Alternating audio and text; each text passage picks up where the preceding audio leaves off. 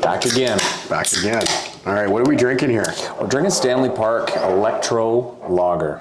Have we had this? I think we have. Okay. Guys, drop something in the comments on what beer that you would like and you would like to be featured or tried here, and we'll give you our honest opinion.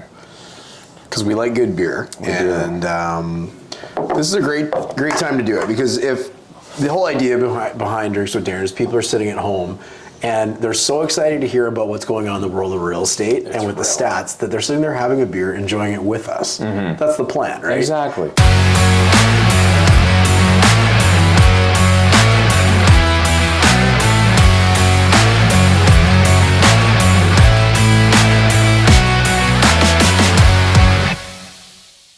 Anyways, and as we said last time too, we've got these custom glasses. So if you're a client and you're watching this and you don't have a set of these, let us know. We do need to order more, but we're going to make sure everybody's got someone that wants them. So let's get into it here. All right. Sun's out too. Oh, the sun is out, and it looks pretty good out. That's right. Okay, so there's a couple of things that I thought we should talk about on today's video. We'll keep it a little shorter maybe than the last one, because I think I went on a little bit of a rant on the last one, which... we all love a good rant. There was actually lots of feedback from that video, just generally about what was happening in the market. A lot of people frustrated with a lot of the stuff that's been coming out from government.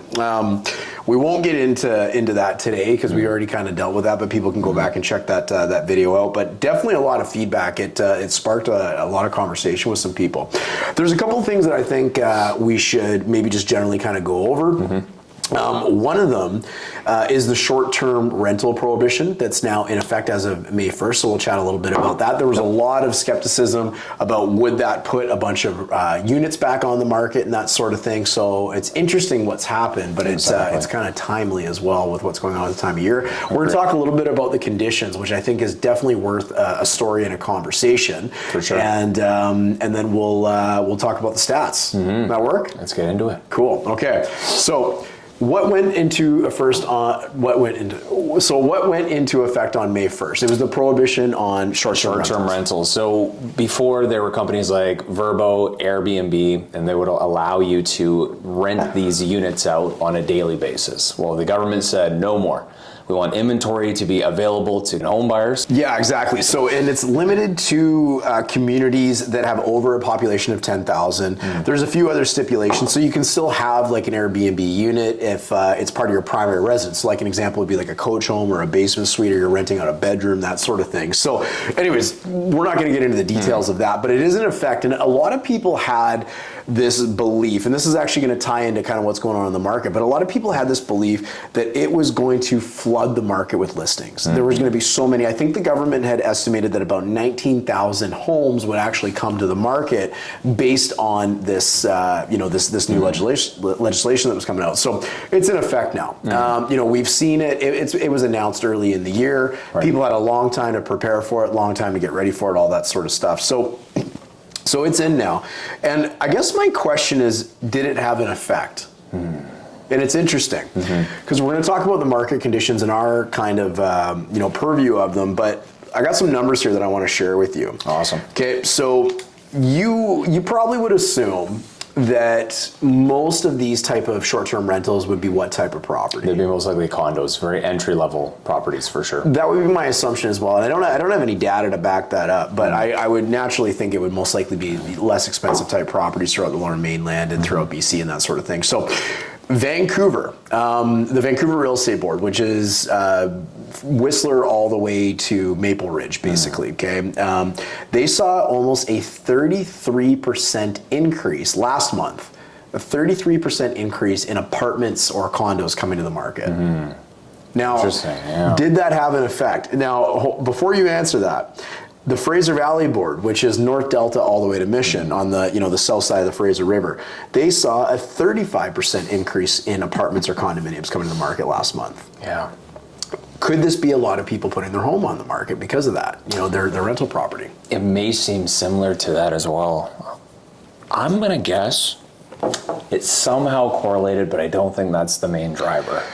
I would agree with you. And we're going to have to go with your I'm going to guess, because it would be a guess, because we don't know. There's no real way There's no hard facts. There's no way to track that necessarily, right? Or if there is, I'm not aware of it. But this is where I thought this was interesting, and I think this is more of a correlation of what's actually happening in the market right now, because as you said, the primary type of property we would assume would be a strata property, condominium, townhouse, whatever that is, but probably primarily condominium.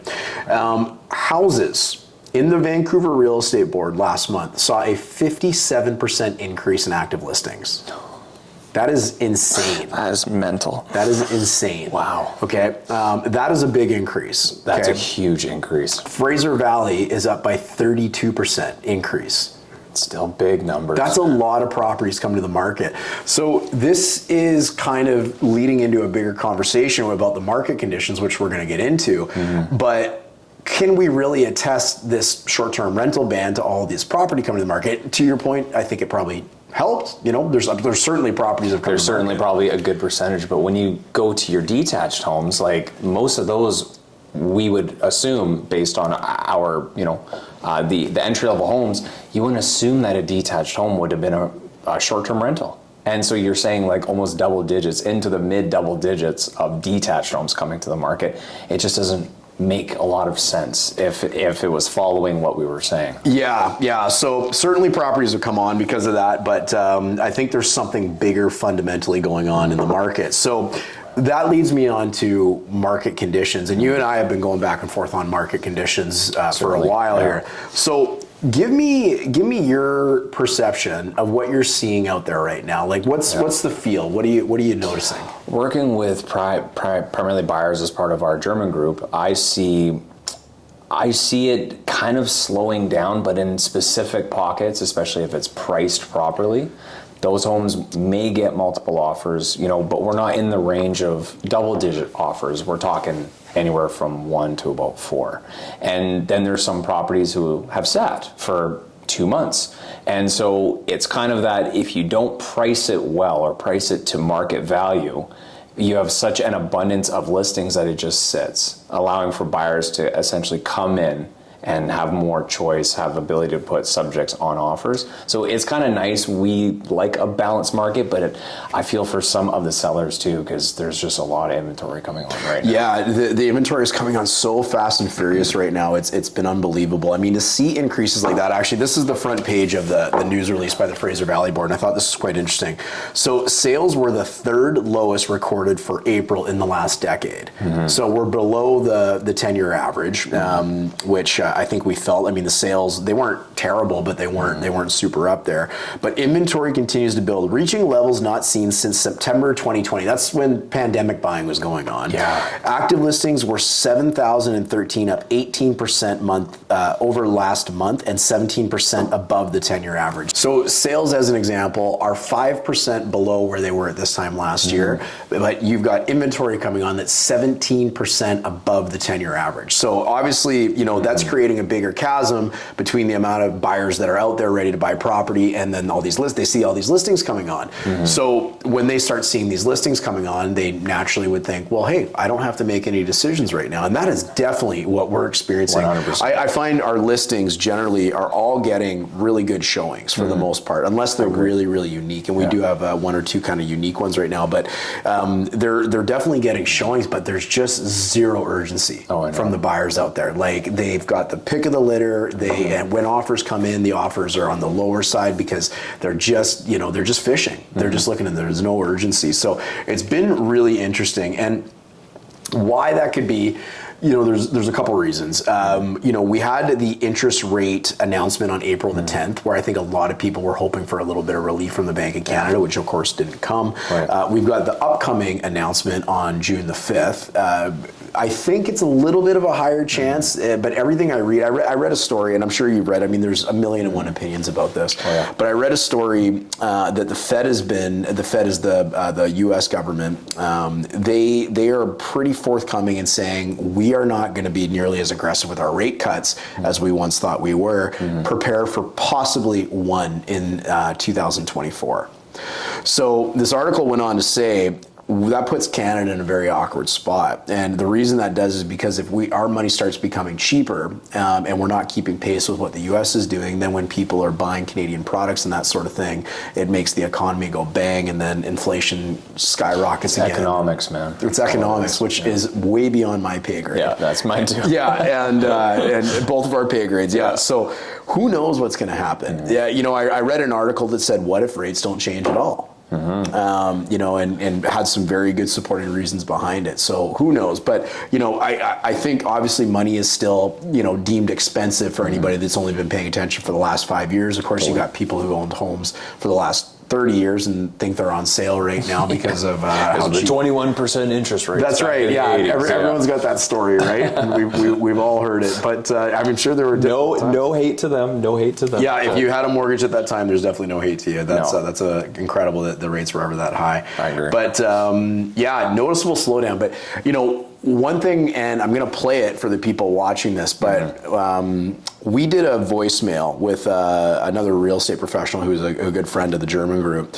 And he's a big realtor, runs a team, one of the top realtors in terms of sales volume in the Fraser Valley right now. And I'm not going to say his name because I don't want to out him. And I'm actually going to mask the audio on this because I don't want to give away who it was. But he had some relatively concerning things that he had told us. So he left us a voicemail, really quick one, but we were following up on somebody that come into one of our listings, and we wanted to see if there was any interest. This is a couple weeks after they had seen it. They were, kind of looking around, and anyways, this is what he said. Hey buddy, hope all is well. Saw your email. My people are just watching the market come down. It's really changing very, very fast. We've just been watching every house that we've looked at has sat on the market, so they feel like it's going to have another downshift. So they are just waiting patiently on the sidelines for things to drop. And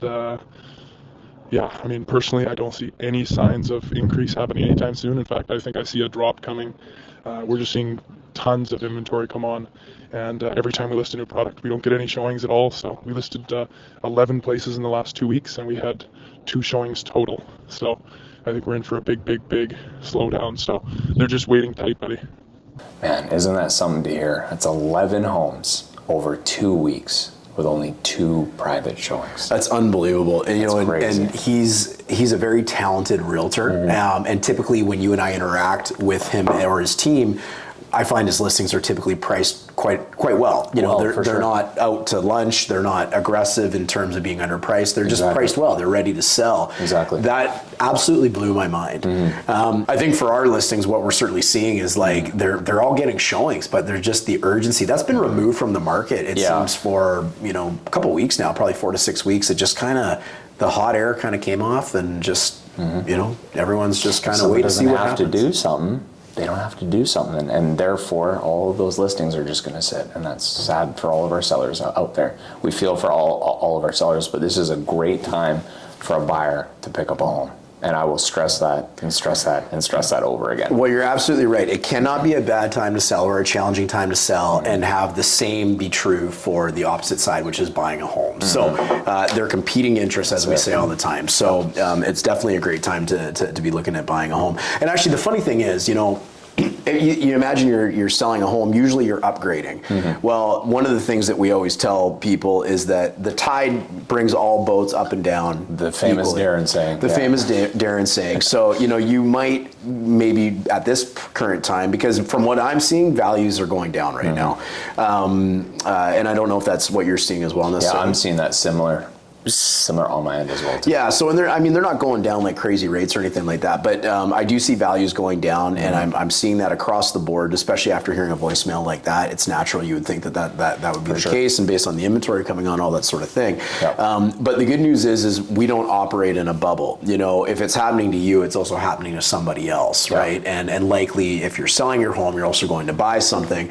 So let's say, as an example, your home is now down 3%. well, very likely is that home that you're looking to move into. Probably going to drop 3% as well. Yeah, and actually that's such an opportunity for anybody that's moving up, because you know, as an example, let's say you had a condominium at 600,000 and it's down 3%. That's $18,000. But you want to go buy a townhouse that's at $1 million that's down 3%. Well, that's $30,000. So you're actually getting better savings in in a market that's being more challenged. Totally. You're selling that townhouse that's $1 million and you want to go buy a house that's $1.5 million. You know, the math keeps working in that regard. So it's a great time for anybody looking to do that.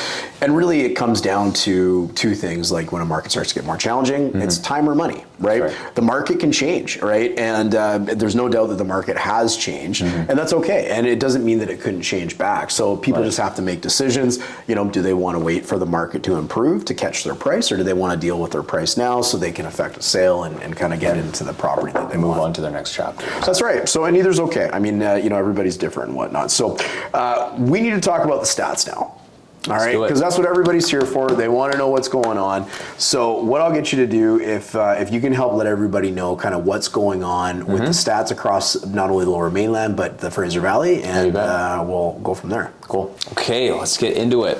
So condos over the last 3 months in the Fraser Valley have gone up 4.1% and 3.4% in the Lower Mainland. So, and what's interesting about this too is based on what we're talking about, we find these numbers typically trail what's actually happening in the market. So we did see some big gains in terms of values in January and February, and even into March a little bit. And actually, even if you look at the stats, they're still showing small gains month over month. However, I do expect that to change based on, I mean, obviously the numbers I showed are the real-time inventory spreading like that. It doesn't make sense. Prices would be going up. But anyway, sorry to interrupt. That's okay. Townhomes in the last 3 months in the Fraser Valley up 3.5, while in the Lower Mainland up 4.8. And then rounding out detached, we're at 4.5% in the Fraser Valley and 5.1 in the Lower Mainland.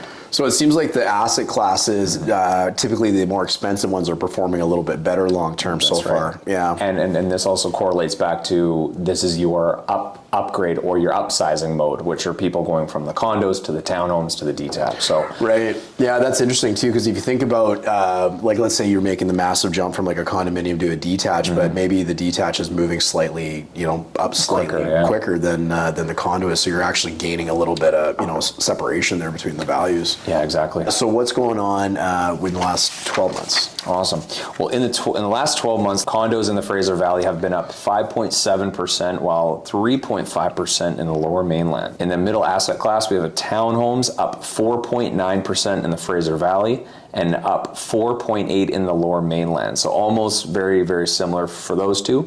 Also a detached, 8.8% in Fraser Valley, while in the Lower Mainland, it's at 8.4.